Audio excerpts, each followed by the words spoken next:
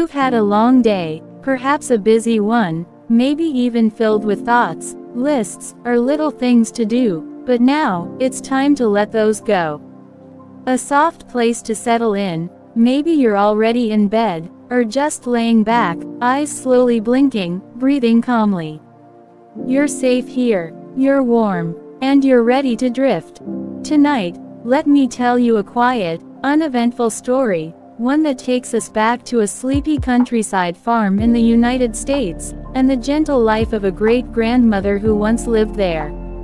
This isn't a story of war, or politics, or grand inventions. No, tonight's story is quiet, about the slower things, the everyday rhythms of life on the land. The sky was a pale lavender, that early, hushed hour before the world truly wakes. And on the wooden porch of a small, white farmhouse in the Midwest, a woman sat with her hands wrapped around a cup of tea. This was great-grandmother Eloise. Her hair was silver, tied up in a loose bun, and her apron still smelled faintly of lavender soap and yesterday's biscuits. The porch creaked under her rocking chair. Slowly, back and forth. The wood worn smooth by decades of mornings just like this one. The chickens were stirring in their co-op nearby. One of them let out a soft cluck. A sleepy protest at the early light. Inside the farmhouse, it was still cool. The wood stove had yet to be lit, and the floorboards were chilly to bare feet. But outside, wrapped in her old shawl, Eloise watched the mist roll off the fields. The farm had been in the family for 3 generations. Not large. Just a few acres of land, bordered by hedges and a dirt road lined with cottonwoods that shimmered in the summer wind. There was a barn, painted red, though now the color had faded to a soft, dusty rose. It leaned ever so slightly to the left, just like it always had. Inside were tools with wooden handles, worn smooth by time. Rakes, a rusted old scythe, a saddle that hadn't been used in years. And next to the barn, a small garden. Rows of carrots, potatoes, string beans. Eloise's great-grandmother, whose name had been Ida, had once grown calendula and chamomile there too. For teas, and for the scent. And because, she used to say, flowers were a kind of prayer. Ida would rise early, before the rooster, before the clatter of milk buckets or the stir of hooves. She'd wash her face in the enamel basin near the back door, the water cold and fresh from the pump.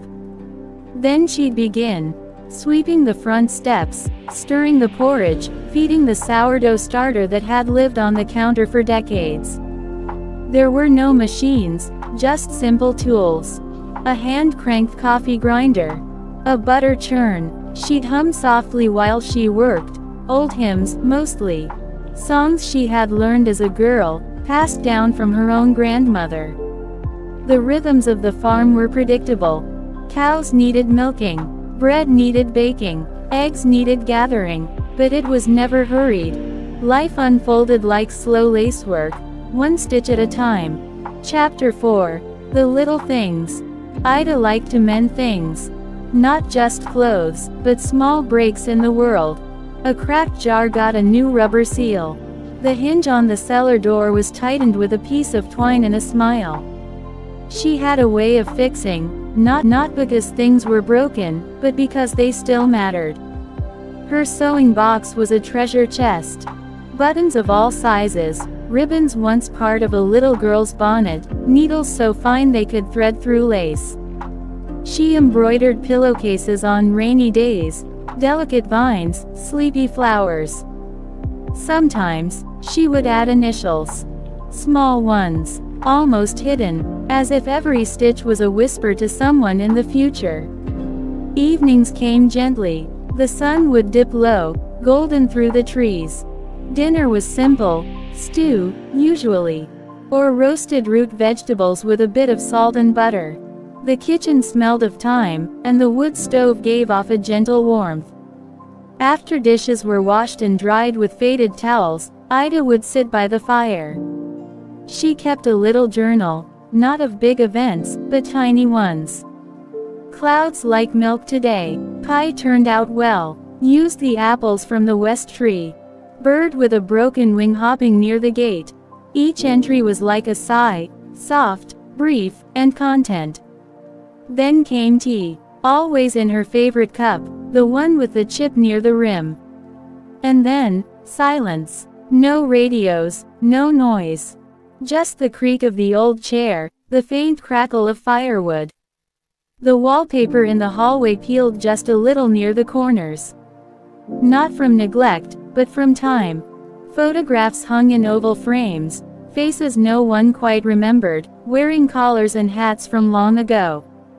A dried bouquet hung upside down by the pantry. Wildflowers from a past summer. The floor near the back door was more worn than the rest. Generations of boots had passed there, each step softening the wood. And the clock on the mantel, a gift, once, from a traveling uncle, ticked softly, even when no one was listening. Sundays were the slowest of all. Church in the morning, if the weather was clear. If not, just a quiet hour by the window. Ida liked to read from the same old book, leather-bound, with pages that had gone a little golden at the edges. Lunch might be biscuits with honey, or jam made from last year's berries. And the afternoon was for resting, rocking gently on the porch, watching the breeze move through the wheat, saying very little, because there was nothing urgent to say. When Eloise, the great-granddaughter, was just a girl, she would sit at Ida's feet. She liked the